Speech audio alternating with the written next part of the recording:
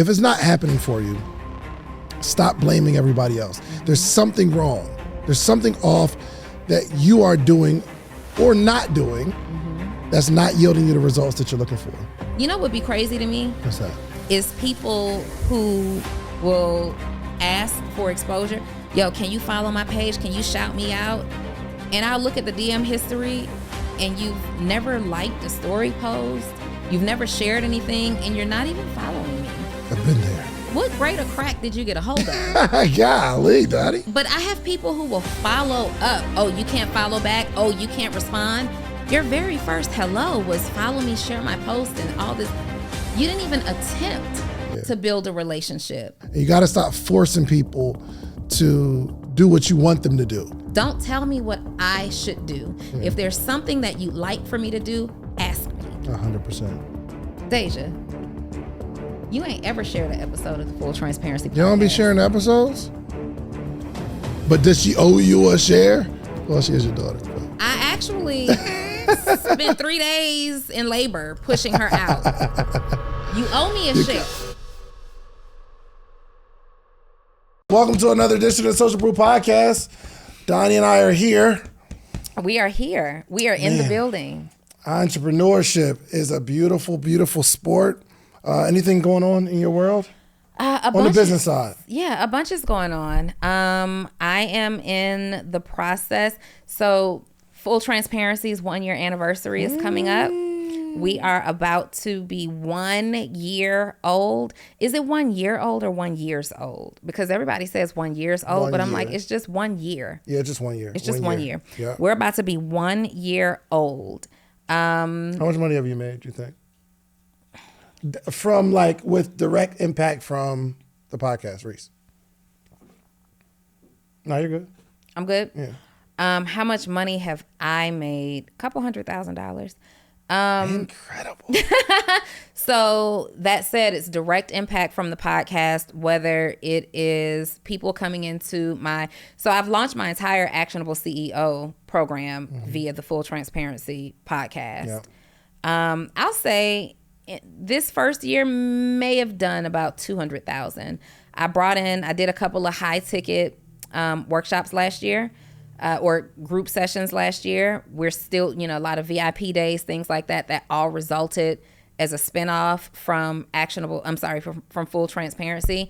And so when you're thinking about, this is good, when you're thinking about ROI, which is of return on investment, based on the investment that you put in, how much do you get back out? A lot of people only measure that initial input, right? Mm-hmm. So meaning from Full Transparency Podcast, the number of enrollments that I have into Actionable CEO, a lot of entrepreneurs would stop measuring there. But you have to say, if 80% of these members came in from Full Transparency Podcast episode and they've come in and they're paying $97 a month now for whatever that looks like, but then they're coming in and they're also investing in VIP days and more products and more services. All of those things originally started here with the Full Transparency Podcast. So all of those investments that these entrepreneurs are making into themselves counts towards my ROI. Obviously course sales, because we don't really talk about the course here on Social Proof right now. So all of the course sales that are coming through are there. And the clients that I took in last year also came from there. So I'd say 200,000 is a fair number, plus or minus. I love it. Good stuff. What is the plan for this year? What is, not financially, but what are the things that you want to accomplish this year? What you focused on? Super focused. So right now, and for the last maybe 3 to 6 months, but the last 3 months hard, I have been studying AI and how I intend to incorporate that into my business. AI is a game changer, especially if right now you are having a void of talent that you need on your team. Creating AI personas and learning how to do that whole stuff. I've really been doing that. Cynthia is teaching a deeper level of AI, so I'm excited about that lesson. AI is really, really huge, moving heavier into the media space. We've got a lot of big things planned for the Social Proof Network and just ironing that out. So also for you guys to know kind of behind the scenes, we usually record on a particular day of the week. We have made an adjustment to record. We're actually recording some back-to-back episodes today so that the next 3 weeks we can just really be focused on working on the business instead of in it, because we don't get the same time to like plan and execute based on plan. It's kind of, everything is kind of like, oh, we need to do this now. Yeah. So there's that. We've got the building that is on the list, a really, really huge project this year that's on the list. And I have narrowed down what I am doing this year in terms of my coaching packages. So I no longer find it necessary for me to have to bring a particular type of entrepreneur in for a whole year.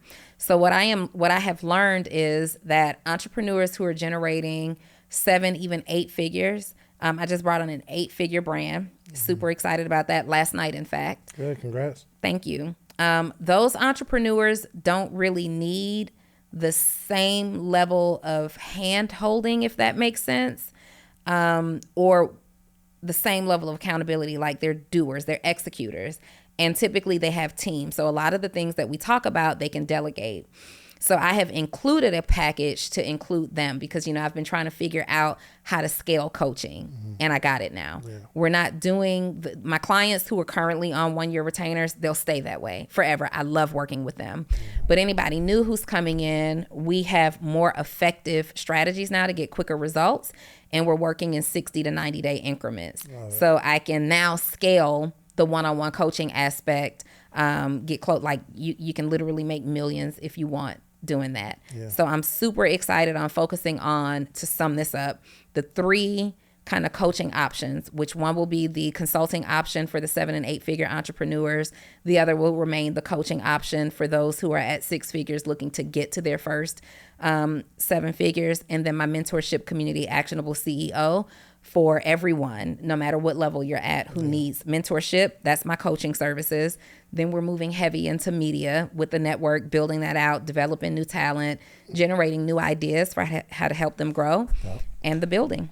I love it. I love it. That's where we are. You're going to crush it this year, man. Crushing it. Listen, I want to finish this year with 1,000 active members inside of Actionable CEO. That's the goal. I mean, the ultimate journey that I see in the next 3 years is 10,000 members in the next 3 years. Yeah. I feel like once you hit that 1,000 mark, it's just up from there. Like you pretty much have it because of how the numbers will compound, kind of like compound interest, because now you have 1,000 active people spreading the name.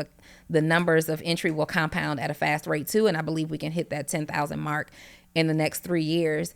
What I'd really like to spend some energy doing, and I know that some of our meetings that are coming up will focus on this, is how we can have a joint effort with our 2 membership groups. Yeah. I don't think we are operating in the smartest capacity there. We're not. And it's a missed opportunity for sure. We are not. Absolutely. Because we have complimentary offers, right? So when do y'all meet? Every Tuesday evening, 7 p.m. Every Tuesday evening? And we meet every morning. You know what I mean? And it's very complimentary. So if people had best of both worlds, it would grow even faster. We finally laid the foundation. Dang, I just had to pay $40,000 for this app again the other day. That joint hurt too. Every day, Kay is like, "Yo, did you pay it?" I'm like, "Not yet." Let me feel better in my spirit. Are you paying the platform? Yeah, okay. for the next 2 years. Okay, $40,000 a year for the next 2 years. Well, it's supposed to be $45,000. But do they take payment plans? How does that work? Nah, they want all their money. They want all their bread. They want all of it. They said, "You getting all your money. We need all of ours." Bro, absolutely. So we are. We laid a good foundation, and it should, like, you get to 1,000, it should start to roll up. But it's almost like the higher you go to, there's like these plateaus where people leave. Like, the more people you have, the more people leave. You got to bring in more people. So it's like an exchange at a higher rate. But we've never implemented an ad strategy. So this year, we're building out a webinar ad strategy. So we already got the slides going. For my other company, we built out the webinar model, and it's going. Things are up, but I'm bench pressing so many things right now. Except weights. Except weights. But I do play basketball every Sunday. Mm-hmm. I don't know if that means anything. But Kashif, you record on Android? Behind the scenes? That's my boy, yeah. Yeah, that's my guy. I'll be way behind the scenes that Kashif will put on his droid. Like, yo, let's go. We'll share these with you. Yeah. You got a good camera, Kashif. He's not normally here, so I get to talk to him after the episode. But yes, I'm pushing a lot. And I actually told Dre, like, yo, babe, it's going to be a lot of traveling. It's going to be a lot of work. At least for like the next 5 or 6 months, but we plan on absolutely crushing it this year on a high level, and I'm gonna be exhausted. And after this initial, the goal isn't to be exhausted. The goal is to front load the work so that the work can stand on top of the foundation that's built. But building the foundation is the hardest part. If you can build a strong foundation, you can put stuff on it. And if you build a strong foundation, the more stuff you put on, the more secure they are, and they can kind of run by themselves if you have systems, not by themselves, but if you get the system going. But we've got a lot, man, investing in companies and going into the school system. I actually went to a school the other day, this morning. And yeah, man, we're working. We are working. Yeah. It was like coasting last year or two, I think. I for sure coasted last year. Year before last, I was working, but last year, and I think that we have to also pay homage to where we were in our journeys at that time. So at that time of our journey, what we were doing, at least for me, the year before last, was real work. Like I for sure was working strategically, consistently, but last year, probably as a result of going as hard as I was the year before last, I coasted a lot last year. But this year we're back in there. Like I had my rest and not even rest. What I mostly did was had the opportunity to just rest my brain. Like you just need a break sometimes from thinking about stuff. And so that was really interesting. But this year we welcome all the smoke. Like I am in it working. I feel different. Super, super focused, intentional.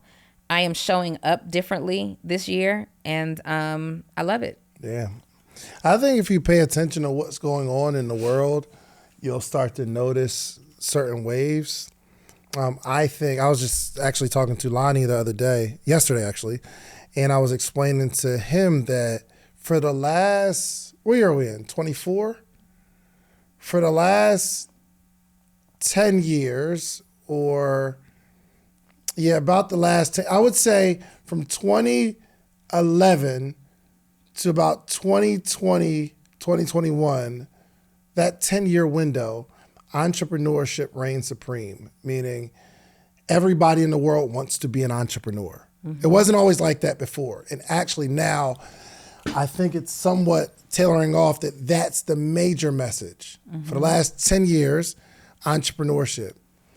What's happening now, however, I think is reigning supreme is the importance of becoming a content creator and getting in the media space. So there was a reigning message, like if you had a job, it's like almost uncool to have a job, or like people kept putting out these narratives like you gotta live your dream, you gotta be an entrepreneur.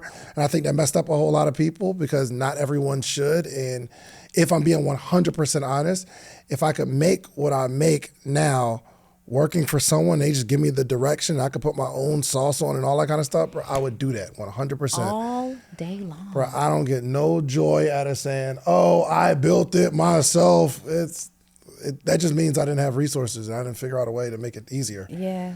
So I get a little joy out of saying I built it myself. I get some satisfaction and fulfillment out of that, but it's one of those feelings that are fleeing, meaning been there, done that, I'm cool.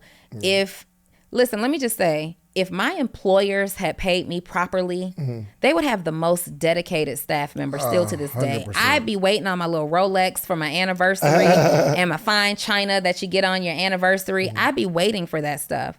But because my employers did not know how to reward my skill set, it became very undesirable. I think the issue, though, is a lot of times in those scenarios, there's no incentive to reward yourself. There's a lot of things you can do with $500. I mean, you can have a night out with your significant other.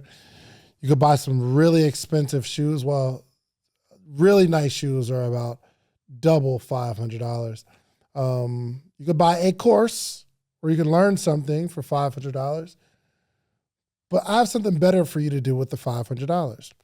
I want to meet with you every single morning for the rest of your life.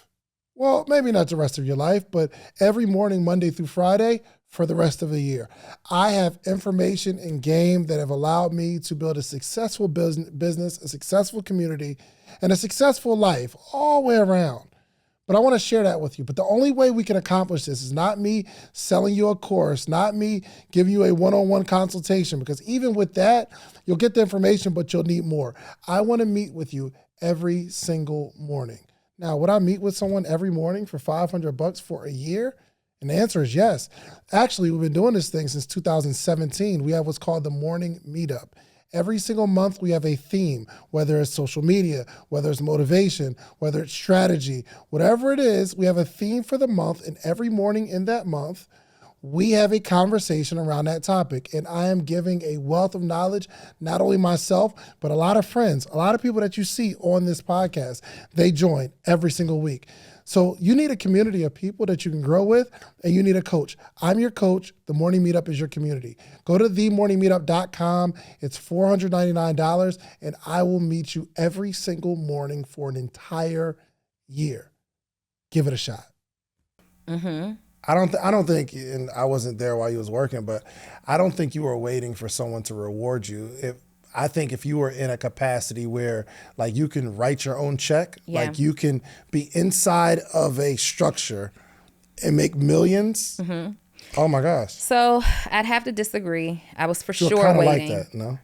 Yeah, but I was for sure waiting for my employer to reward me. Why?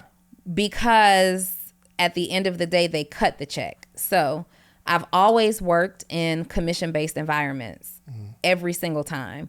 So in a sense, I had the opportunity to write my own check, but it had to be approved. There were so many times though that I deserved a higher level of commission, which AKA is a reward. There were so many times that I deserved a promotion, and there were so many times that I deserved just recognition. And most when you say deserve a promotion, what do you mean? Deserved a promotion. Like there were so many times that I was overlooked for a promotion. Like I'm in the industry that I was working in, which is property management, you will find yourself working in somebody else's role. So let's just say sometimes you could be the leasing consultant, but there's a need for an assistant manager for whatever reason. There's an opening.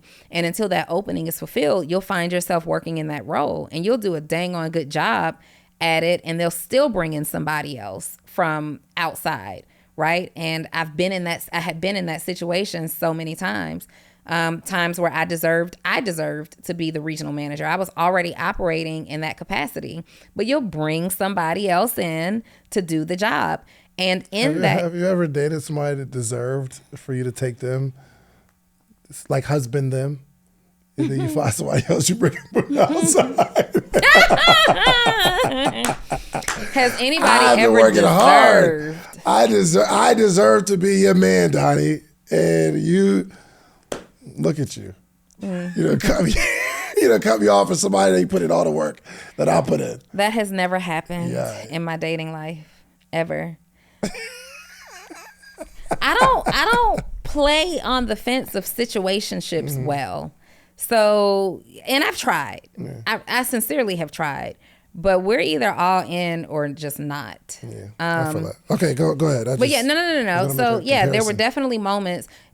Most people want recognition. Like there are so many people who would take the award and the reward over the money all day long, right? People want to be recognized. And then there's those of us who desire the recognition and the money. And there really is a group of people who are like, as long as the check clears, I don't need any recognition. I don't need anything, at all.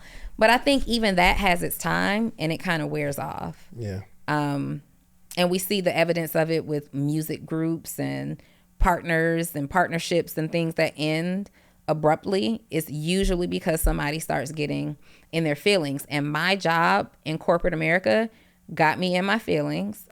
One experience where, and it wasn't even my last job necessarily, one experience I can remember that said, you know what? Never again. Yeah. Never. Like, we're on the hunt to do something more. And if you guys are not going to recognize my experience and what I bring to the table at the level that it should be. I mean, because you know what other people are making around you. Mm-hmm. And then it just boils down to, I'm the only black woman in the office. I always just have this, and again, I haven't been in corporate, so I couldn't even begin to understand the politics there. But I have a weird relationship with the word deserve.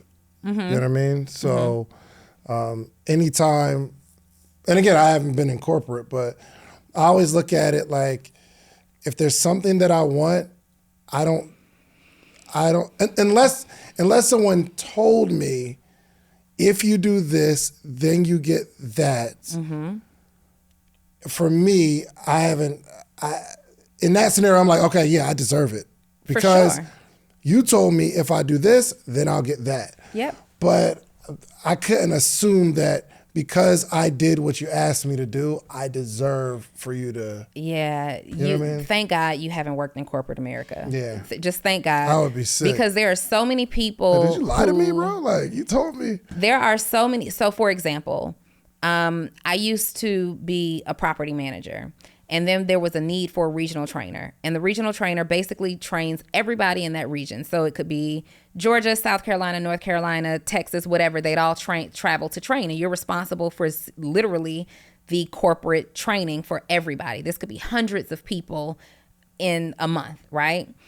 And so whenever there was a need, because I was also the number one manager with the best portfolio, they say, hey, Donni, we need you to fly out to Texas to come and do the training, or we need you here in Atlanta to come do the training. So for like a year, I'm doing the training. And there was always this, oh my God, you're the best trainer the company has ever seen. The teams that train under you do well at this rate. Like, it's all the rave, all the conversation. And then they use me for a year to do this. And then they decide to hire somebody else. And guess what had to happen? What? I had to train the trainer that they brought in to take the role that I wanted. Did she have something that you didn't? A different skin complexion. That was really it. She didn't have a degree. I didn't have a degree. She didn't even come from property management. Mm-hmm. Okay. She came from HR. So that person came from HR. Her role was responsible for hiring people. She knew nothing about property management. She knew nothing about how properties worked outside of corporate. My job was to train her. And because I needed the money, I had to train. I had to train the person for the job that I had been asking about. Oh yeah, as soon as we get the budget to open up, we're going to put you in that role because all of your students come out and overperform. Then you deserve it. And then you hire somebody else and make me train them. And I wasn't at a place in my life where I could really say what I wanted to say and just quit abruptly. We needed that check, but I definitely deserved that role. Mm-hmm. I for sure think you deserved it because they told you would get it.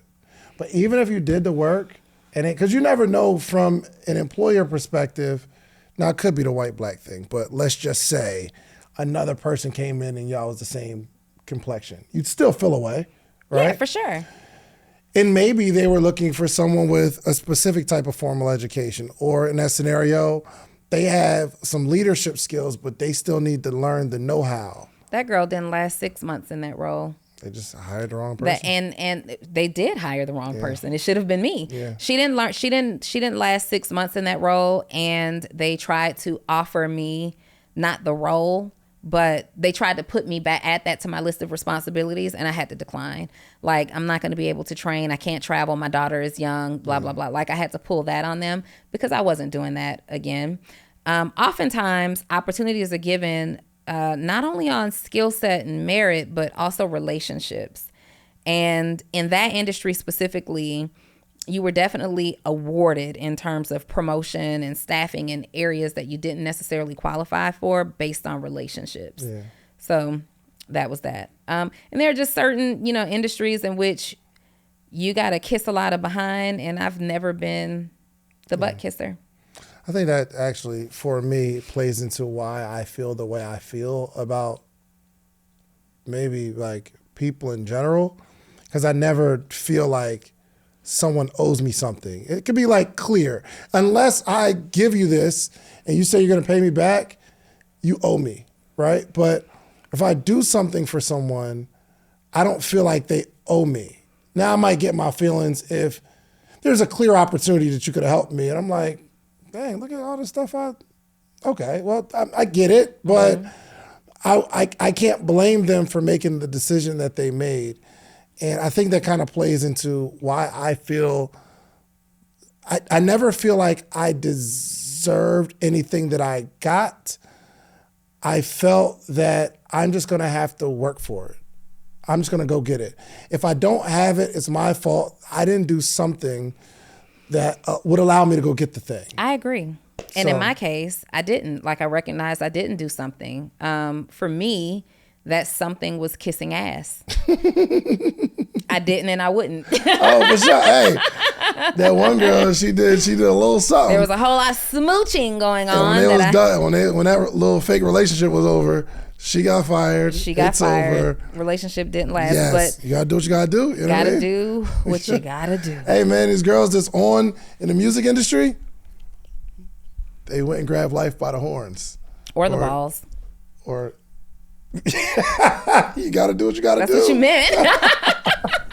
100%. No, some of those young ladies are really, really talented. Yeah, we can identify those who I would say deserve where they are right now. And when I say deserve, I don't mean you deserve it because you know somebody. Yeah. I mean, you've put in the hours. You really are good. Yeah. Like, compared to what we're looking for in this position, you really check all the boxes. You put in the hours. You're willing to continue to study and learn your craft. You're reliable. We can count on you. And you're gifted. You understand this. And that's what we're looking for. I think you deserve it. Mm-hmm. And then there are, unfortunately, some roles, men and women, where people have grabbed life by whatever part applies to them. And they get certain opportunities. Yeah. And listen, I'm not a hater. Yeah. If that's working for you, baby, like there are people out there that ran up 8 figures by grabbing whatever part supply. They doing better financially than me. The spirit might be a little tainted, but financially. For sure. Hey, listen, y'all, there's a good dialogue too, because especially in the corporate world, according to the stories, there's a lot of politics and favoritism, and you can't do anything about the color of your skin or your sex or whatever. But in that case, you should be motivated and inspired to go design the life you want. And I don't think anybody has something against them that won't allow them to design the life that they want. There's always somebody from, they were deeper in the mud than you are that rose up out of that and figured it out, right? So, like Wallow, for instance, goes to prison for however long he's in prison, comes out, and we saw him work for it. But there's some people that never went to prison that you got passed over in your career because of the color of your skin, and you're saying, well, that's why I didn't succeed. Well, is that really the only reason? So I think we need to really start taking responsibility, because life is hard for everyone. I 1,000% agree. Because even if we use my situation as an example, I could still be in that industry, even with that same company, in the same position, saying, yo, I'm not getting anywhere because they keep staffing people who have a different skin tone. Yep. They keep, showing favoritism, blah, blah, blah. And you got to do something about it. Yeah. Like, I immediately noticed what was happening over and over and over again. And there was that moment of uncertainty where you're like, no, like we laugh in the break room all the time. Clearly they're not, like, I'm the homie, right? And so there was that moment of uncertainty. And then it happened again, and it happened again. And the final tell-all sign for me was, in the industry, you get discounted apartments if you work in the office, right? And so at this time, I'm the manager. And the manager has to authorize the lease for any staff that's coming in. You ask your regional manager if you can do it. They say, yep, we got the budget for it. Keep it moving, right? So 2 white young ladies work under me at this time, and they both got apartments back to back, and they get like a 35% off discount. So I said, you know what? I want to do the same thing. I'm going to move onto the property. I have to put my lease to my regional, because somebody above you has to sign your lease. And so I submit my lease. When you work for an apartment community, typically they don't have to run your credit. You just have to income qualify. Like, typically you just have to show that you can make the money. So these girls get in. That property didn't require income verification. They didn't require a credit check. Nothing, just move in. You have to pick from the apartments that they give you, right, to choose from. I put in my application, do my lease, submit it to my regional manager. Suddenly now the discount no longer applies. Oh, we are at capacity on discounts, which I'm the manager. I see the budget. I know that's not true. And so when I fight that, then it becomes, oh, well, the company's requirements have changed. The prerequisite now is that you qualify for a credit check and income check. And I'm like, but they didn't have to do it. Oh, yeah, things have changed. 2 weeks later, things have changed. Wow. So I'm going back and forth, and I'm really furious at this time, because I can quit right now, or I can move in, and I can't quit, because in order to stay in this employee apartment, even if you quit and can afford it, they put you out. So this was the last job that I had, actually. Wow. And at that time I said, you know what? F these people. F this discount. What they didn't know, they knew that I had another business, but what they didn't know was how much money I made. So I quit, came back maybe 2 weeks later, and I got a unit from a private owner, not from that management company, but in that same building. And I was happy to show my income documents. What you're really upset at is that you can tell that I make more money than you, right? That's what you're really upset at. And you don't want me living in the building for whatever reason. But I did something about it. I came back, qualified through a private owner, moved in the building, and made that staff serve me. Man. Hey, I've got laundry downstairs. Do you think somebody can bring it up? That was my payback. And that was my motivation and you don't want to be that way, but you also can't let people just play in your face all the time either, right? Yep. Hey, I got mail. You think somebody can help with that? I literally took advantage of that staff because of how they took advantage of me during the time that I worked with them. And I could have chosen to stay in that position. I could have said, the reason that I still live where I live is because they wouldn't give me. I got the hell on. That's what I did. And I made something more of myself. I went to a conference a couple of weeks ago, the one that I was in for a couple of days that weekend. Maybe that was a month ago. Guess who I ran into? The lady. My old regional manager. Now, she ain't nothing to play with either, right? But we were in the same room full of 7+ figure income, or there were 7 and 8 figure income earners in this room. We're all in the room learning the same strategies. And I keep looking in the back of the room like, man, she looks so familiar. And on a break, I finally say, didn't you used to work for such and such company? And she's like, yeah. At that time, she also owned a business, and I'm not going to put that out there, but at that time she also owned a business here in Atlanta, and now she owns 16 of those same businesses.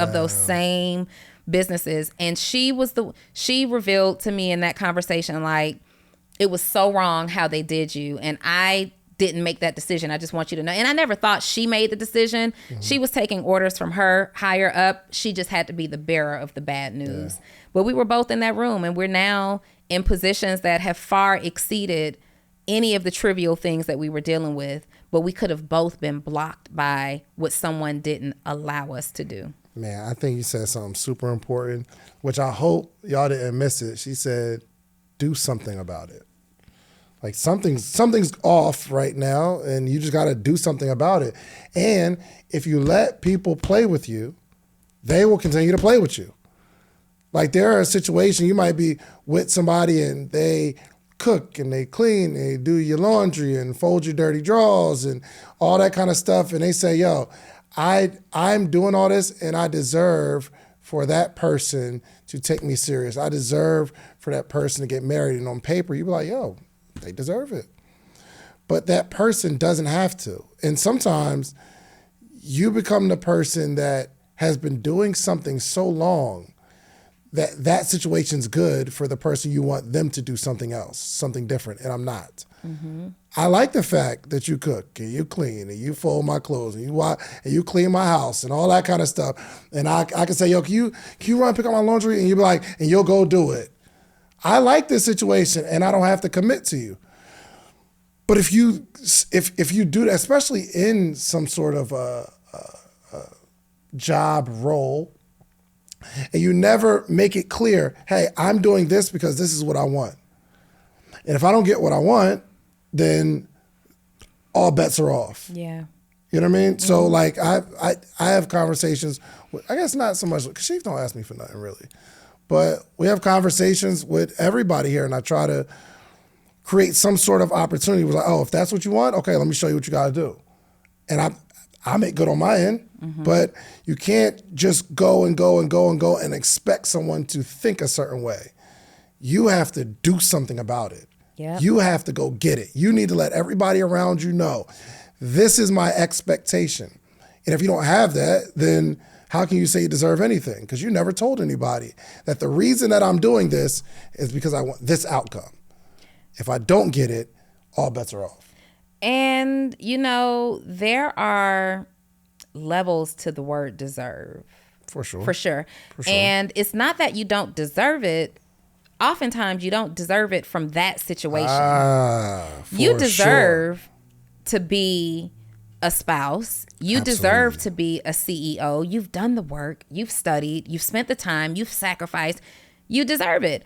But maybe not in that industry, right? Mm-hmm. Maybe not at that time. Maybe not at that level. Maybe you deserve to be on the podcast, but maybe you haven't reached social proof or earn your leisure level deserve yet. You deserve to be on the podcast, but there's levels to it. And maybe you got to be on that other podcast first, work some muscles there with your interviewing style and learning how to tell your story a whole lot more interesting and have a captivating something to tell to the audience and learn how to teach your lessons in a conversational way. And now that you've been building up those interview muscles, now you deserve to be on the Social Proof podcast. Or learn how to build a relationship versus making me feel a certain way. There are people like, yo, I hit you in your DM a couple times. I've been DMing you for the last year. And I was just like, yo, I don't rock with dude no more. Because I ain't respond to your little DM, or you think, yo. And your funky little DM? Bro, this like burnt me up a little bit. And this is somebody like I'm kind of close to.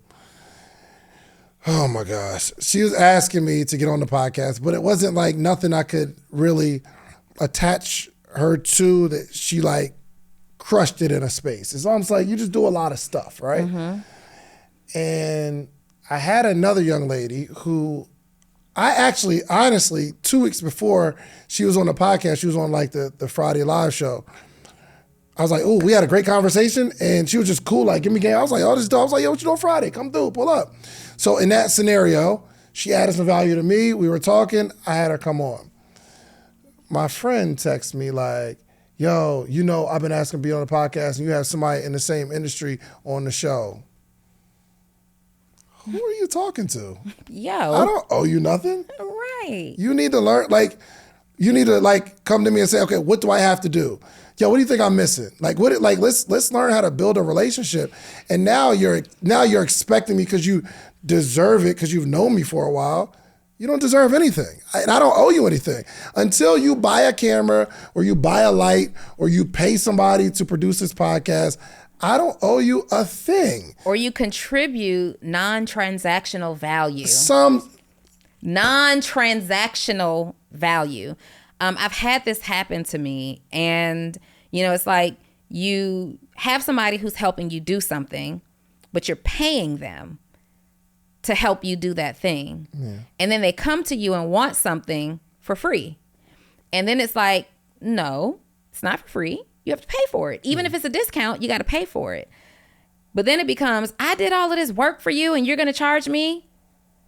I paid you to do the work. Right. So you want me to pay you to do said work and give you something for free? Like, I understand that based on the relationship, I can see why you think this is correct, but can you see why I think it's not? Yeah.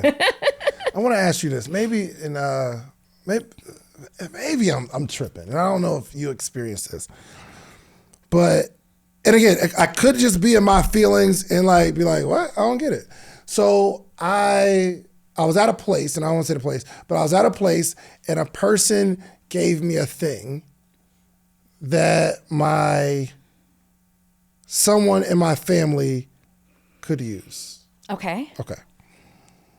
Something for my kids. I'll put it that way. They just gave it to you. They gave it to me. Okay. Say, yo, I do this thing. I think your kids will love it. Mm-hmm. Cool. And later that night, they sent me a DM and was like, make sure you tag me when you post your kids using the thing. And I don't know if that rubbed me wrong. And again, I be getting in my feelings sometimes. So I don't know if the fact that I accepted it makes me obligated. And I would have, right? I probably would have. But I felt like they were demanding something of me because you gave me something. So I don't know. What do you think? We're on the same page there. If you want to give me something, just give it to me. And if you want to give me something with an expectation that I post you, make that clear at the time that you give it to me, and I either agree to do that or don't. But don't give me something and then come back later and be like, oh, you didn't post it. Can you post it? Post it, post it, post it. I have an issue with people and their expectations of me that were not previously discussed. Yeah. I have a real issue with that. And that not even with just free stuff. Like, so many people do stuff for me that I pay full price for, and they're like, can you tag me? Can you tag me? No, like, leave me alone. Yeah. Number one, like, I don't be thinking about tagging every single person that does something for me. Now, I do tag the things that I love. Yeah. Whether I pay you full price or not. Yeah. I tag everything that I like. And if I have an experience with it and I like it, chances are I am going to tag you. If I had an experience with it and I didn't tag you, chances are that's for a reason. You might not want me to tag you on my review. You might not want me to give you a review on this. And so I am saving you. I'm always gracious, always grateful. It's always thank you so much for whatever you send. You know how many bad t-shirts and hoodies I've received? I'm never going to come up on social media and tag my review on it. But the things that I love, I do it all the time. You know what I'm having an issue with right now? I had a friend come to me who's also an entrepreneur who started a business in the last year, upset because I tag Milano Di Rouge so much, right? Mm-hmm. Well, you're always tagging your new friend, but you don't ever tag me. Okay, that's fair. That's fair. Well, let's go through if I search my DMs and look at all the times Milano has shouted me out, or Milan has shouted me out, tagged me, invited me to things that can grow me, paid for things, invested in ways like, hey, I got tickets to this, just come with me. Let's do this, let's do that. I can't even name all the times in this last year alone if I wanted to. Yeah. Shared my podcast episode. Come on to the like all kinds of things. And then let's go through our DM history. Let's go through the history. You've never even shared one of my podcast clips. You've never shared one of my podcast clips.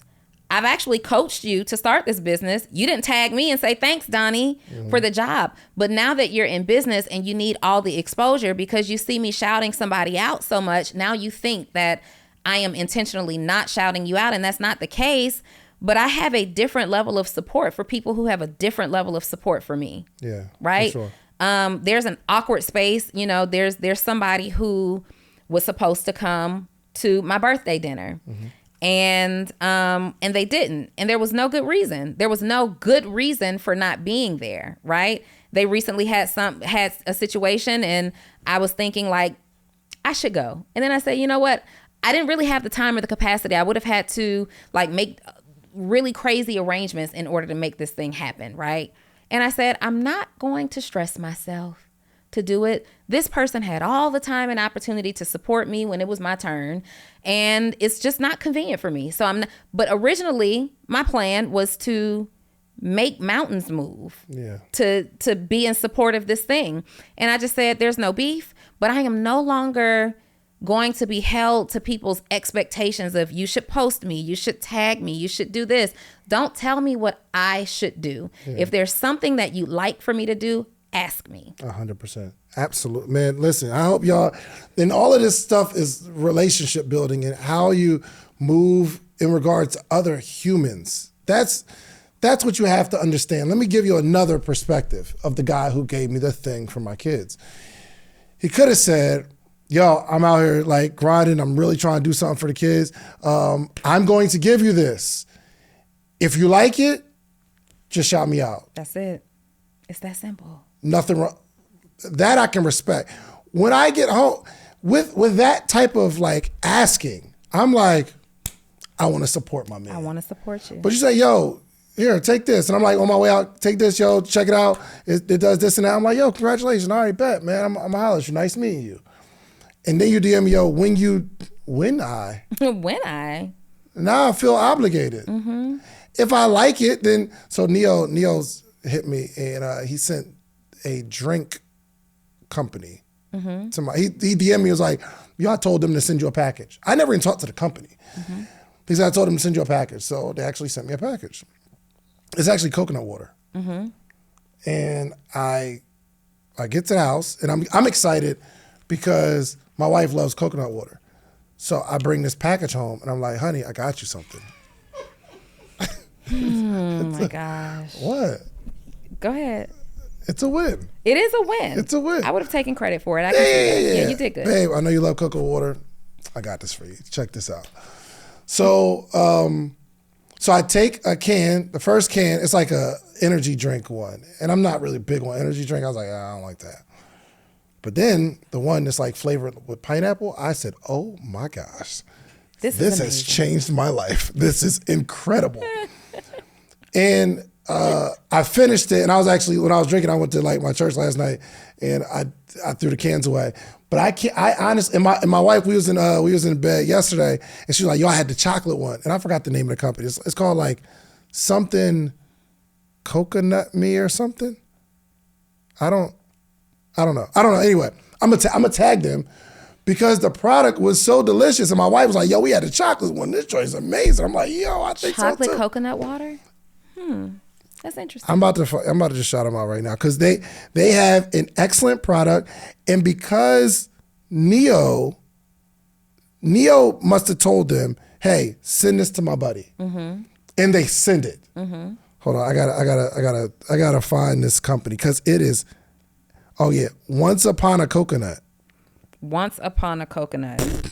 Yo, when I tell you, it's everything. The pineapple flavored coconut, and then I had the chocolate one because. And I don't know how much coconut water you're supposed to drink.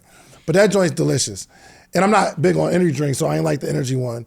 But they have another flavor in there somewhere where I literally can't wait to go home and get it. But you created a product that people love. You have a good product, people like it, and they will share it. But you can't force that. You cannot They didn't even DM me or like ask for, Neil said do it, they sent it. I'm about to show some love. And I'm gonna do it because I want Neo to look good, and I'm gonna tag Neo like, yo, Neo, thanks, because Neo thought enough of me, unless he got equity in that company. Unless he got equity. Then it's a play. I'm still gonna do it. But anyway, I will post it because I want that company to know that Neo did his job. Neo has a relationship with somebody that's going to show them some love. So his word is good. I'm going to do it for that reason, one. But two, the fact that they actually thought to send me something off of my friend's word. And three, you have an excellent product. If you have an amazing product, people will share it. And for clarity, you guys, as it relates to David and I, we are in the business of encouraging entrepreneurship and developing entrepreneurs. We want nothing more to encounter more brands that we can promote, right? For sure. Nothing more. And we shout out some of our favorite situations. And typically it's people who have taken the time to generate their incredible stories, or they've taken the time to build relationships. There are also opportunities in which you have to pay for promotion. Like if you want your product sitting here and you want us to talk about it and spend some time, that's another way to get it done. For example, our shoe plug, Celebrity 409. Just about to say that. Yep. Our shoe plug. Hold on, I actually got these about a month before they came out. So shouts out to Celebrity 409 for the threes. These joints is fire. Those are fire. I actually have a pack on the way right now that are about a month in advance. We don't necessarily shout Celebrity out because we just love his business. Yeah. We shout Celebrity out because he made a deal with us. I want to keep the flyest shoes on y'all's feet. Yep. I will send you shoes in exchange for exposure. But tell how it started first. It wasn't for sure. So Celebrity sent me a DM and he said, I would love to be the official sneaker plug for the Social Proof podcast. I said to him, send us a couple of pair first. No. He offered that first. He's like, yo, I'm about to send, because he sent me a DM too. He's like, yo, I'm about to just send y'all I'm going to send y'all a pair. Oh, and that's actually what happened. Yeah. So, this is happening simultaneously. Yeah. So he hit me and said, I'd love to be the official sneaker plug. We get people who send us stuff all the time. So I literally will always just send them the business address. Like, okay, sure, send this. And I told him, if we get it and we like it and I can validate that these sneakers are official, then it's a conversation, right? Like that's all important. Yeah. So maybe a month later, I get this package in the mail. You get this package in the mail. And I get 2 packages in the mail. I get 2 of the same pair of sneakers boxed separately. Dave, I get a pair of sneakers for you too. I get 2 in one package and 1 separately. 2 of the sneakers were the same. So I'm like, did I order shoes for Dave that I don't remember ordering? Because I'll go to the sneaker store and be like, yo, look, this is what's out. And so Dave doesn't know who sent them. I don't know who sent them. We put a post on Instagram like, yo, who sent these? Yep. It had to be for me and Dave because they were my size and his size. People kept trying to take credit for the shoes and the package. Oh, I sent them. No, you didn't. So he finally responds and says, I sent those. And I'm like, oh my God. Okay. Well, thank you. Let me get them officiated, make sure they're official. And then we got a deal. Did that. Now we have a deal. He sent something and added value first. Yep. He communicated what he expected out of the deal. Yep. I told him what the requirement would be. He checked all the boxes, and now Celebrity's business has taken off because he is the Social Proof podcast sneaker plug. Facts. For the record, there's still room for somebody to be the Full Transparency podcast shoe plug. Right? There's still room there. But what we're saying is, there are opportunities. So he's literally paying, and because we like him, he's not even really paying. Oh, he's not. Yeah, he's not paying. He keeps sending us shoes, and we shout him out. But for the exchange, like if there was a cash value, that person would have to pay thousands more. Yeah. Than what they pay. He just spoke to one of our love languages. Come on. Sneaker me, please. Come on. and not even like there's not, hey, I want you to like post one time a month or nothing like that. I get the package, I'm posting my man because they be fired, they be on time. Sometimes he'll drop some fire in his stories. His stories is lit. I'm always on his stories. Be lit. He got so many shoes in his stories, and sometimes I'm like, ooh, these joints is lit, or I'll send them to Donni, or I'll send them to my wife, or I'll just be sending them out to people. So like this is how you build a relationship and get what you want. And you got to stop forcing people to do what you want them to do. You need to run your business. Like if it's not happening for you, stop blaming everybody else. There's something wrong. There's something off that you are doing or not doing that's not yielding you the results that you're looking for. And check yourself. Do you have expectations of people? Do you have expectations of Dave and Donni? Like we should just post your stuff because you sent it to us? Do you have expectations of your friends, people in your circle, that the value exchange just isn't equal? And should your friends support you? Absolutely. Yeah. Your friends should support you. But don't be that friend that hasn't really supported your friend, but now that you have something going on, you want all the support. You want to talk about the exchange of support when that person's had something going on for so long and you never even shared the post. The truth is, people would support you. You know what would be crazy to me? What's that? Is people who will ask for exposure. Yo, can you follow my page? Can you shout me out? And I'll look at the DM history and you've never liked a story post, you've never shared anything, and you're not even following me. Yeah, I've been there. Are you insane? Is it what grade of crack did you get a hold of? Golly, Donni. No, seriously, like but I have people who will follow up. Oh, you can't follow back. Oh, you can't respond. Your very first hello was follow me, share my post, and all this. You didn't even attempt to build a relationship. And it's just really, it's a tacky way to do business. There are classier ways, poised and positioned with more etiquette to get the same exact result. But the problem is most people don't want to spend the time building genuine connections. And someone will argue, oh, that's not scalable. Well, guess what? If you don't take the time building actual genuine relationships, then you better take the time to build out that mini chat and all of your other systems to build these very transparent or relatable real relationships for you. Yeah. Like court people, I get so annoyed when I DM and I get this immediate response back about go buy my tickets to my da-da-da-da-da-da. Like, program your automations even to court people throughout the process. There are timers and delays and sequences in these systems for a reason. I need to fix my joint. Because if you say morning in a DM, you're going to get the morning meetup. meetup. You're getting that morning meetup link. If you say, hey, good morning, David, it'd be like, yo, check out the morning meetup. We're going to fix it, though. We're going to get our systems together. Get it together. Court people. You could even be like, you could even say, yo, fam, I appreciate you for DMing me. Your message might have something that I need to see, but if you're asking about the morning meetup, you could go ahead and just click that link right here. I wonder how many people click that link, though. Check your data. How many people We're gonna see if it's click working. the link? We're going to see if it's working, because if not, we're leaving that joint right alone. But if it ain't, we're going to fix it. We're going to fix it.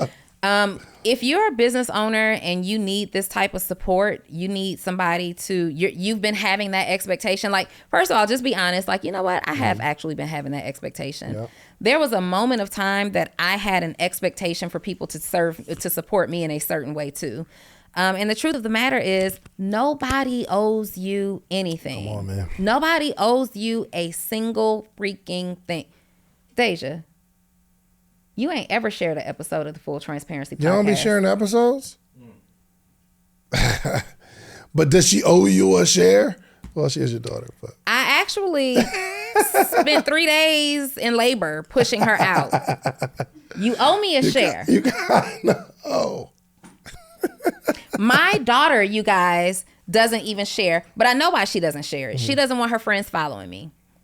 Because her mama fine, all right? And truth be told, you know what I mean? She's at the age, no, okay. Anyway, so she's always been really particular about her friends following me on social media and all that stuff because she wants to own her piece of what she got, But I need you to start sharing. We need them followers. But get over it. just get over it. I need you to start sharing. Yeah, so, and you can share it from the Full Transparency page and from the social proof page.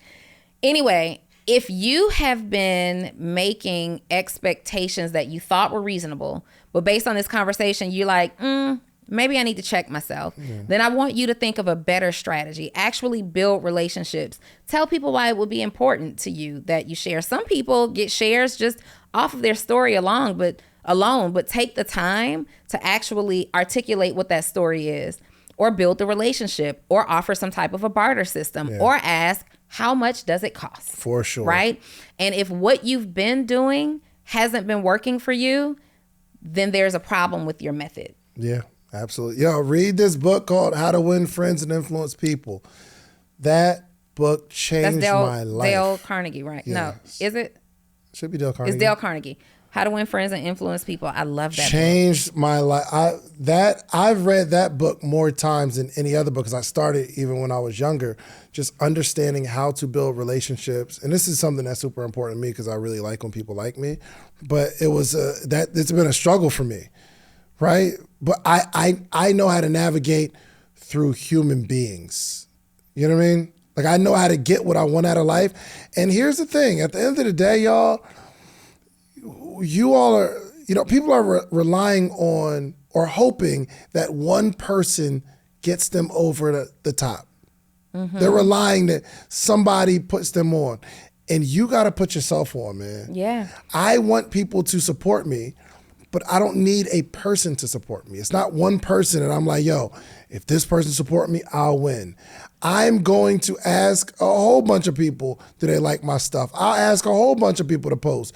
And I'm not going to be in my feelings if they don't. It's cool. I get it. Because from my perspective, I'm going to go win, period. Mm-hmm. And if you're waiting or mad at somebody because they didn't jump on the U train. The U train. You feel me? Like, people expect you to, you expect people to be as invested in their business as they are. Yeah. I'm not thinking about what you got going on. I got a million things going on in my life myself. Yeah. Also, don't expect people to be you. Yeah. And that was something that I had to learn. Consideration is extremely big for me.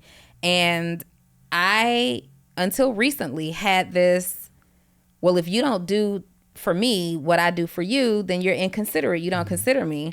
And in the last couple of years, I've realized, like, you are who you are. And most people operate in their love language, right? Most people don't understand learning what your love language is and loving you in your love language. They support you at the level of their comfortability, at their habit level. And so you cannot expect you from other people. In fact, two of my affirmations are, I attract people into my life who desire to love me in my love language. That's one. And the other one is, I have the desire and the capacity to love the people important to me in their love language. And that's hard work. That's hard work. You actually got to get to know people. Right. You mean you actually got to pay attention to somebody? Yeah, you actually got to pay attention. And I mean, if there's multiple people that you want to operate with in that way, you have to manage all of their personalities and remember certain things about people and consider other people, sometimes at the risk of not considering yourself. It's first off, being someone's friend could be hard. It's tough. And the more friends you have, I think, the harder it is to be a friend to all these people, because every day you're going to want to be, you want to be considerate of somebody's needs, and you want to reach out and you want to make sure you support all these people. And unfortunately, it can come at a, what's the word I'm looking for? A detriment to yourself. Mm-hmm. You know what I mean? To be a friend, you really have to give of yourself. Yeah, for sure. And you got to be prepared You said something so important to me the other day, and I don't even know if you realize how it resonated, how important it is. So we're in this new business partnership. Me and David and Ernestine, and the three of us are on the same page, right? David and I have a great working relationship, and then we each have an individual relationship with EJ, but we've never, the three of us, come together. And we all have our own unique, strong personalities, right? And sometimes when there's a partnership of three, it's like the two or more have to agree, right? And we talked about this, and David said, If ever there's a moment that either of you don't think this is going to work out, let's just agree to stop there, because I do not want this to negatively impact the friendship. I don't have many of those, and it's really too late to be trying to start from scratch. Building new friends, right? Like these kind of connections. You got friends, you have acquaintances, you have things like that, but people who you can actually share special life moments with, people who can come to your home, you can go to their house, people you trust with your kids. You don't want to risk those relationships. And it's like the time investment that we've spent building these relationships, we're almost 10 years in. Yeah. I'm not risking that for the sake of making more money. Yeah. And sometimes you have to make that decision for yourself. Like, I'm not even going to have these expectations of people who are my friends. I'm leaving that out. I don't have expectations of my friends. Yeah. My day ones, Nikki and Bree, Kiafa, Tiffany, Octavia, all those guys, I don't have expectations of them. If they share my stuff, thank you. Yeah. But I'm not like texting them like, you see, I have this event coming up. Yeah. You of all people should share it. If we're being totally honest, the truth be told, when you have those expectations of your friends who are not in your industry, they're probably sharing it with people who are not your audience anyway. Yeah. So we have to really assess the expectation over the ask and if it makes sense at all. But we got to stop applying pressure on family and friends and ruining relationships because of undisclosed expectations, unreasonable expectations. And you also have to get to the point where you're either building so you can get that built-in support that you're looking for, or you're paying for it. And that is just the truth. I want to ask you a question too, when it comes to this whole friend word. You meet certain people when it comes in business, right? And if you do business with someone long enough, they become a friend.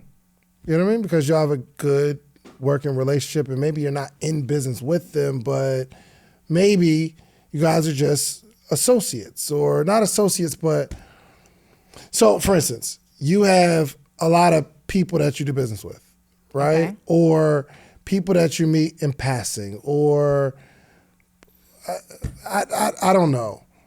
How do you classify certain people when you meet them in business, or y'all just cool? It's just a weird question I've had for like the last year, and I don't know how to ask it. How do you put certain people in the category of friends versus this is just business, or we're just cool? Yes. Yeah. So I have so many people that I am just cool with, period. And if you needed something, you could probably ask me for it. We're cool, right? But I don't confide in you. I'm probably not investing a whole lot into the relationship. It's kind of one of those things where you get in, where you fit in. Yeah. When we see each other, it's all love kind of deal. But then there are some people that I've met in business, like Wall Street Trapper is a good example for me. Originally, I met Trap through you. Yeah. We all did dinner at Yard House. Trap saw that I was a business coach, and he's like, I need a business coach. The very first year of our relationship was transactional. He paid me to be his business coach. I, in turn, was his business coach, right? Throughout that relationship, though, because I'm a holistic coach and I kind of get into the business of your life and your company, we started to talk and have conversations and, all this stuff. And then after the coaching relationship ended, you find there's a void there. I still really enjoy talking to this person. Let me run something past you. And even through our coaching relationship, you just know that there's something different there. I won't end up being friends with all of my clients, but there are certain like soul connections. And we say that to each other. We have a soul connection, platonic soul connection. And you end up it becomes like when you realize you can have the same conversations. I still talk to Trap about his business. We still share resources and books and personal development. We still like hold each other accountable, and there's no financial transaction. There's no monetary transaction involved. That's when you know you have a friend. Okay. Okay. That's when you know you have a friend.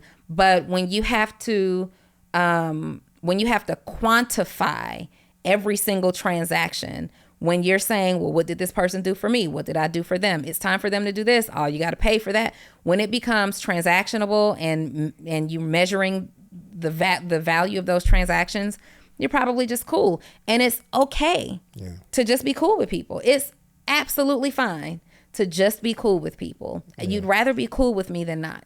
Right. Right. Yeah, I was just wondering, because you know how you get in like a circle of people and you're like, yo, bro, it's my God, man, love that boy, you know what I mean? You're my God. But then you realize, well, we're cool. Yeah, and you can still be bros. Yeah, for sure. But I've never really been able to define the whole friend, associate, or even if it was important to put people in these particular categories. Sometimes it is. So when you think of friend, think of if you could only invite 10 people to celebrate the most important moment of your life, who would that be? Who would that be? That's good. Mm-hmm. Yeah.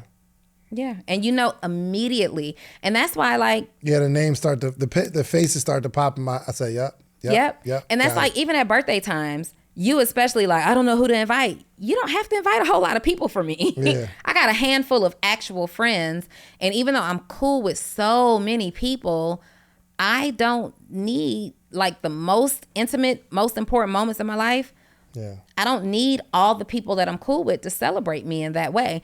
And usually what happens is people who I'm cool with will just say, hey, let me take you to lunch or dinner for your birthday. Yeah.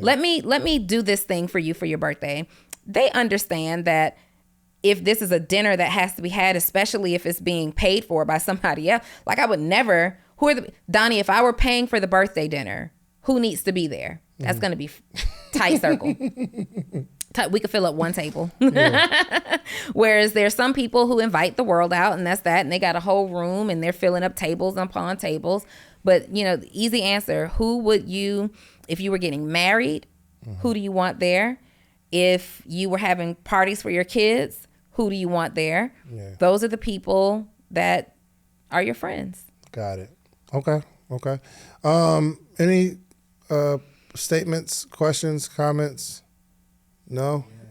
What you got? Here, grab that mic real quick. I would say also, who are the people that would speak at your funeral, but now they be coming out the woodworks at.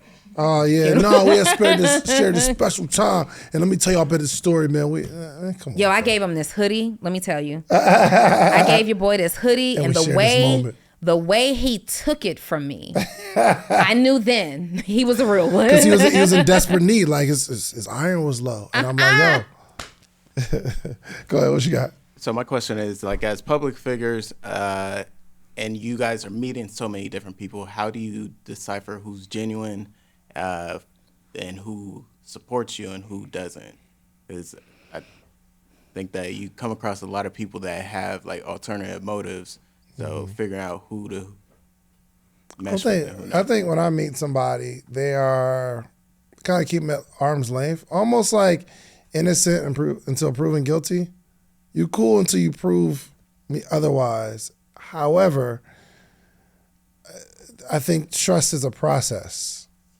You know what I mean? Just because we meet or just because we cool, we have one experience together, I'm not bringing you around my family. Mm-hmm. You know what I mean? And it takes time to get together and, okay, well, who else do I know that knows you and what do they say about your character? And I need to see how you interact with the waitress. And I need to see how you're interacting in different scenarios. Or just because, and I think this would be important, just because someone makes some money or just because they seem successful, do not start putting your trust in them.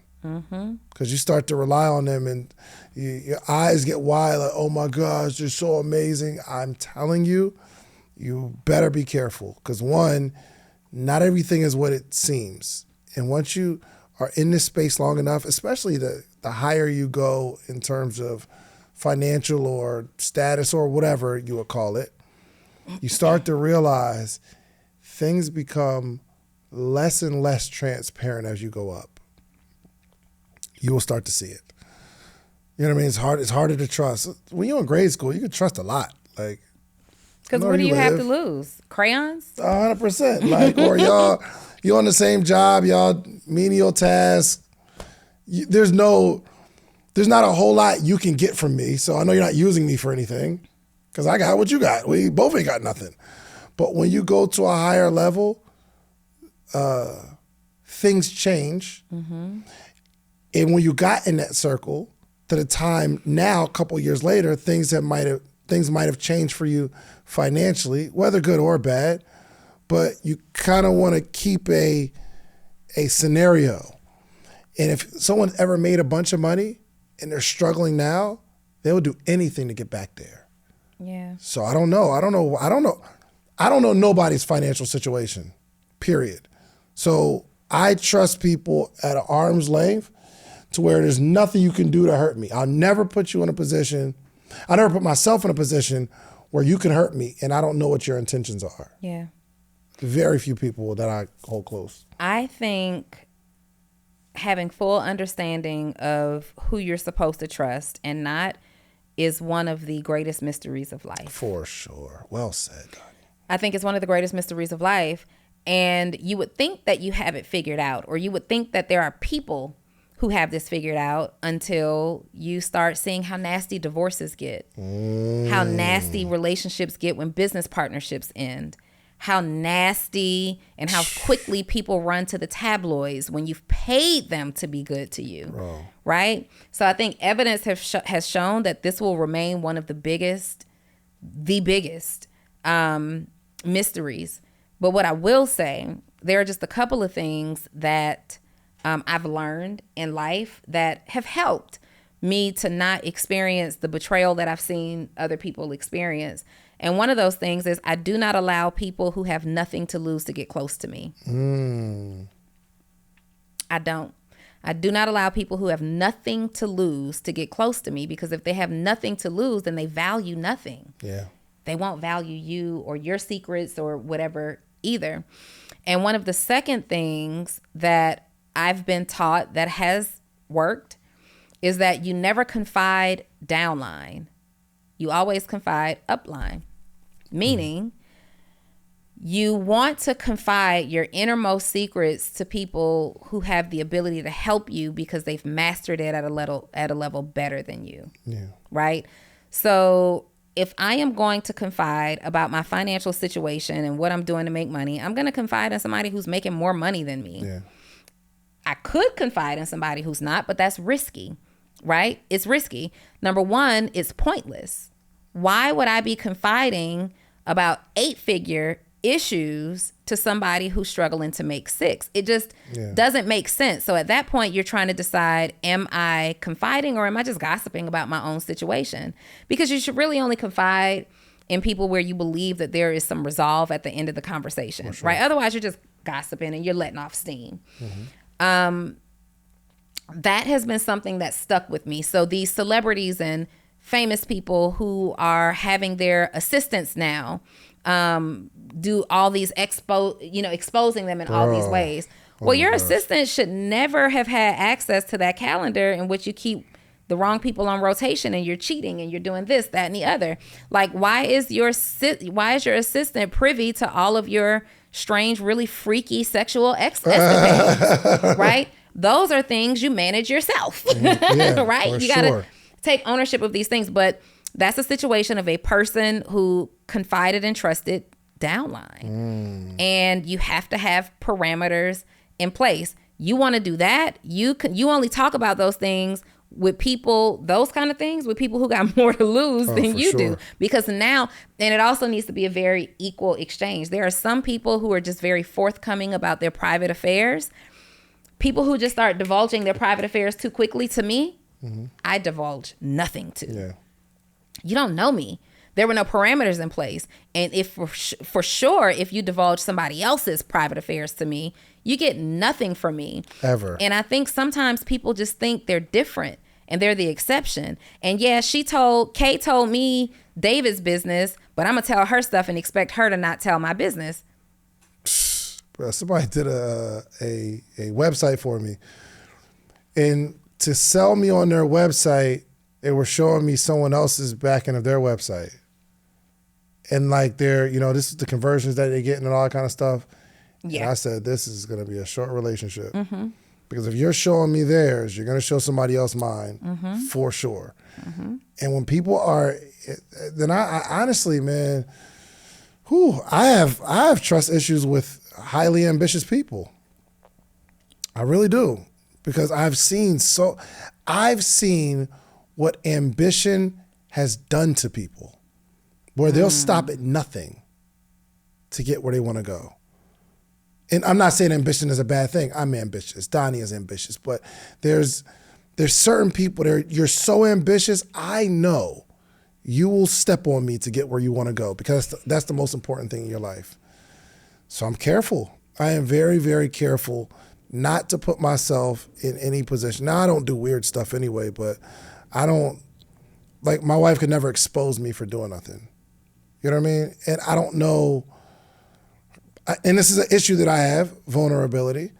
Like, I don't think Donni could expose me to anything. One, I just don't do weird stuff. But if I was doing weird stuff, I don't even know if I would tell her to put her in a position to, one, judge me, because I really care what people think about me. But two, I don't know. I don't ever want somebody to know what I do. It's hard for me. To expose yourself in a certain way. It's hard for me to leave myself vulnerable to anyone. Does Dre clean your laundry? Yeah. She got some secrets. Nah. She got some secrets. No, all my underwear are black. So. Because I don't ever want to put you in a situation where you can see me at lowest form. So I'm gonna buy all black underwear. Are all your underwear really black? No. I was gonna say, wow. I'm a fairly clean person. So. Anyway, my point is, be careful. That's all I'm saying. Be careful, and that's why when we were having a conversation with Donni and EJ, I'm like, ooh, because we're having a conversation about something. We're about to do something, but we were like disagreeing about something. And in my mind, I'm thinking, ooh, these are two people that I love. And it wasn't even a heated debate. Like, it wasn't that situation. But something clicked in my mind, like, I really got anxiety. Like, what if this thing comes between us? And in my mind, I'm like, ooh, I'm not willing to risk it, because you're only gonna have a handful of people in this world that you can say, I trust them. Yeah. I trust them with my secrets. Now, it's still gonna be hard for me to give someone my secrets. And again, I don't have many. Yep. And you have to know, like, just because somebody is your friend doesn't mean that you can trust them in every capacity. Yeah, right? Sure, because some people have great intentions. They just have big mouths. For example, I don't really talk to Dave anymore about my dating life until it needs to be talked about. But like the trivial things that I experience, and I don't talk to Dave unless I know that I want it to be discussed on the Social Proof podcast. Only because I roast her a little bit. It's funny to me. But there have been some say nothing about this, Dave. My personal life is not on display today. And what happens? No, Donni, you're lying. No, that's not true. 100%. Dave, what will happen is I'll say you'll say it later. You'll just forget that we had this agreement months later. No. I'll say something not thinking about what she's talking about, and she'll look at me like, I'm like, why are you looking at me like this? I'm not talking about that right there. Like, and you'll take that as I'm. I sure will. So you ever told somebody something, right? And then they start talking about stuff, and your guilt or your anxiety just goes through the roof, because it's like a hit dog will holler. I'm over here like, everybody knows you're talking about, like, you've said something to somebody and then they're talking about something that's completely unrelated, but you feel like everybody knows that you're talking about me. Yes, and I appreciate you keeping to yourself to avoid you having to feel that I'm exposing you. I don't have nothing going on. I be telling you. Yeah, I know. It's cool. We have good conversations. We have really good conversations. Yeah. All right. Just know that I've never exposed any of his secrets. Just putting that out there. Dun.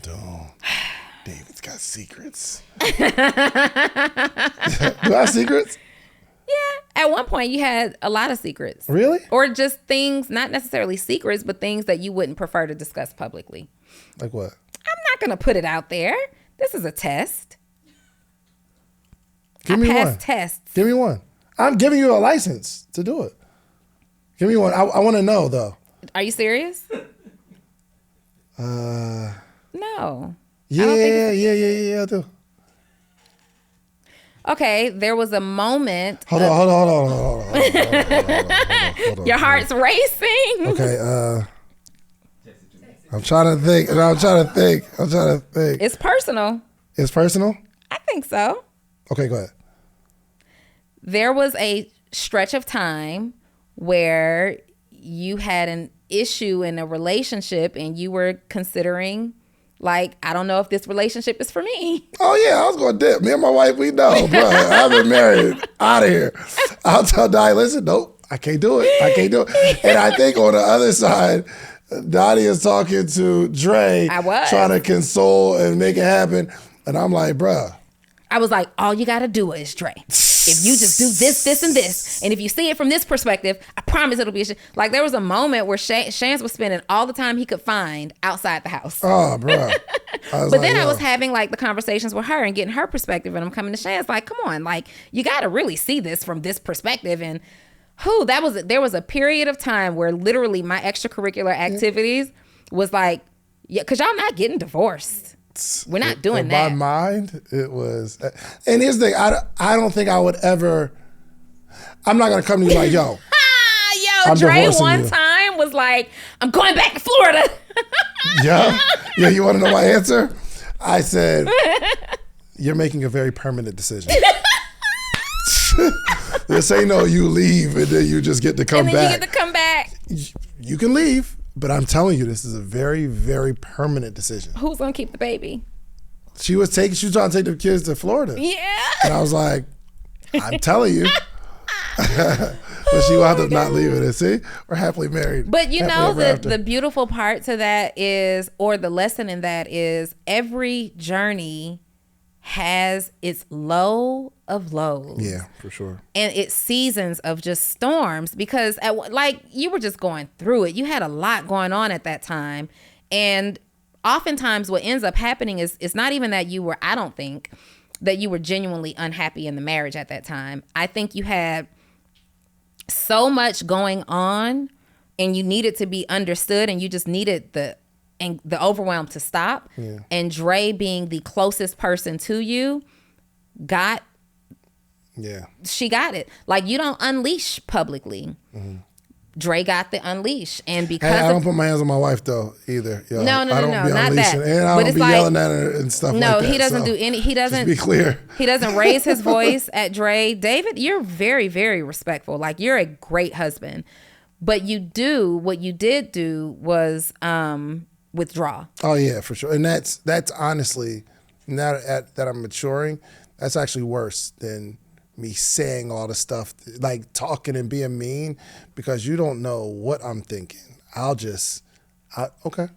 Yeah. Cool. So I'm actually working on that part of me too. So yeah. This is good. Yeah, all right. This was good. Cynthia, mind your business over there. She's talking about the only person's permission you didn't get was Dre's. However, Dave has talked about this before. Oh, for sure. And Dre would talk about it too. Yeah. Because. Yo, and first off, stop asking her to come on your podcast. She's not coming on the podcast. I need Dre on the podcast. I told her, nah. I would never put y'all out. No. It would be a fantastic conversation.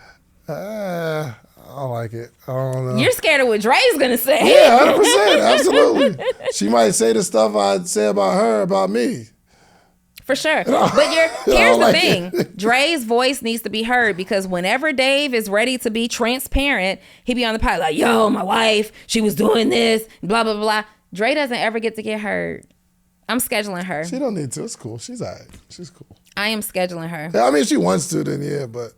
She does want to. She's like, Donni wanted me to be on the podcast. And I was like. And the fact that she brought it to you means she wants to, but she's also considering what you want. I didn't support it. And you did not support it. But you're not supporting it. I didn't put down my law and say no. You are selfishly not supporting it. Would you agree? For sure. Absolutely. Okay. Can you have a change of heart? Mm-mm. All right. Well, I don't want no problem. Listen, y'all, this has been another great episode, man. These are the kind of conversations that entrepreneurs need to have. We talked about a lot today. Listen, you need a community. Okay, if you cannot do entrepreneurship alone, Donni and I both have phenomenal communities that we need to just bring it together. Man. We need to just bring it together. We got to figure it out. Actionable CEO and Morning Meetup, real quick. Would you guys actually enjoy if we brought Morning Meetup and Actionable CEO together and you didn't have to make a decision? Yeah, we need to figure that out. I see Mr. High Life Films is typing. That would be dope. I don't know if it was dope enough. Okay, I see. I'm like, maybe it wasn't dope enough. Yeah, I only saw a couple. Like, Donni, we want just you. We don't need him. Please do. We're trying to figure it out. So the DMs inside of the community is the suggestion box. Okay. If you want to go into the suggestion box inside the DMs to me or Dave in the community, please do. And then tell us how to make that work. You know what I mean? Yeah. Absolutely. Mm-hmm. We love you all. Keep sharing, keep supporting. We really appreciate it. Make sure if you're watching this, you're subscribed already to Social Proof. Make sure you're subscribed to Full Transparency. There'll be a whole page. A whole page. So listen, Full Transparency will be on its own page because we want, we're going to have to like drive traffic there too. So everybody subscribe here and make sure you subscribe to Full Transparency. I don't know when the transition is taking place, but it'll be shortly. No? Is that what I thought it was. It's not going to.